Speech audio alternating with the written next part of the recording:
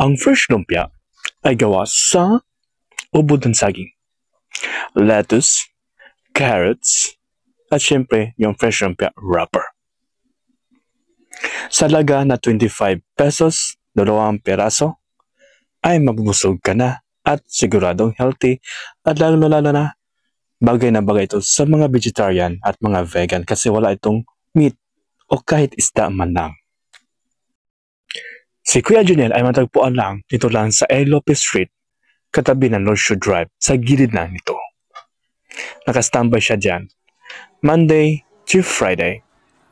Fresh lumpia, fresh lumpia, fresh lumpia, fresh lumpia. Dito na, tikman na natin ang fresh lumpia. At huwag kalimutan maging healthy.